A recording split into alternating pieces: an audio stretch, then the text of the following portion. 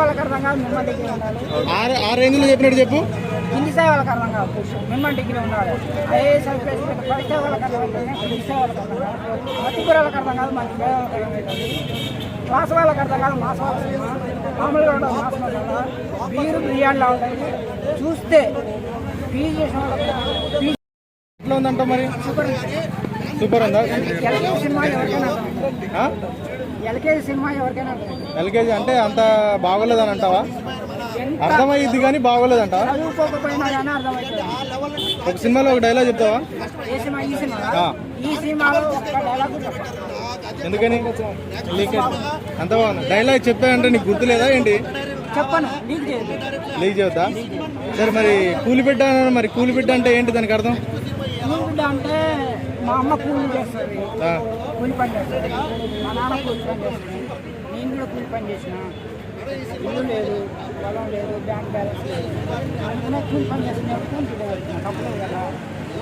అయితే ఎన్ని రోజులు ఈ కూలి బతుకు మనం కూడా స్థాయికి రావాలని ఉద్దేశంతో 2004లో హైదరాబాద్ వస్తాను. ఇంకో 4 రోజులు పోతే 2024 వస్తుంది. 20 సంవత్సరాల నుంచి సినిమా ఇండస్ట్రీ తిరుగుతున్నాయి. అవకాశాలు లేవు. ఇంకా అవకాశం హీరో కొడుకు హీరో, హీరోయిన్ కొడుకు హీరో, యాంకర్ కొడుకు హీరో, ప్రొడ్యూసర్ కొడుకు హీరో, డైరెక్టర్ కొడుకు హీరో. మళ్ళాంటి వాళ్ళకి అవకాశాలు. అందు గురించి బిగ్ బాస్ కామన్ మ్యాన్లకి మంచి అవకాశం కల్పిస్తే, నాకు కూడా ఒక అవకాశం కల్పిస్తే దాని ద్వారా సినిమా ఇండస్ట్రీలో ఒక చిన్న క్యారెక్టర్ దొరుకుతుంది ఆశపడి అడుగుతున్నాను. అయితే నా ఒరిజినల్ పేరు అయితే ఇది కాదు. నా ఒరిజినల్ పేరు రాథోడ్ రామాచారి. కానీ నీకు నల్లగొండ జిల్లా మిర్యాలగూడ గ్రామం తడకం వల్ల ఇవన్నీ పెట్టుకున్నా అంటే సినిమాలో ఉండాలంటే పాజిటివ్గా ఉంటే.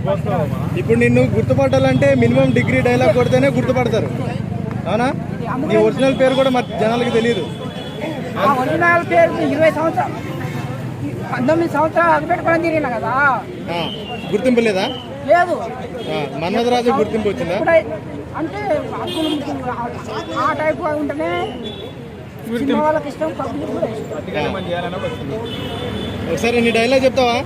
హిందీ స్థాయి వాళ్ళకి అర్థం కాదు, మిమ్మల్ని డిగ్రీ ఉండాలి. ఆ రేంజ్లో చెప్పినట్టు చెప్పు. హిందీ స్థాయి వాళ్ళకి అర్థం కాదు, మిమ్మల్ని డిగ్రీ ఉండాలి. ఐఏఎస్ ఐపీఎస్ పడితే వాళ్ళకి అర్థం అవుతుంది, హిందీ స్థాయి వాళ్ళకి అర్థం కాదు. మతిపూర వాళ్ళకి అర్థం కాదు, మనకి వాళ్ళకి అర్థం అవుతుంది.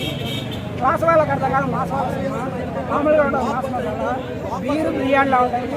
చూస్తే పీజీ చేసిన వాళ్ళకి పీజీలు ఎక్కుతాయి. ఎన్ని కోట్లు వస్తుంది సినిమా మరి?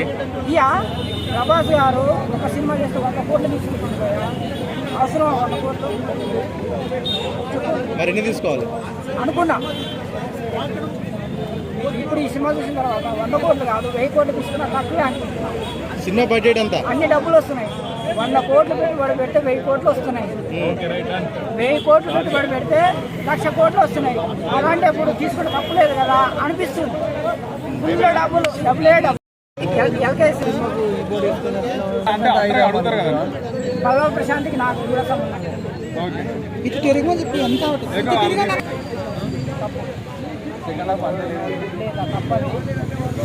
నాకైతే వాళ్ళ సంగతి వేరే వాళ్ళ సంగతి నాకు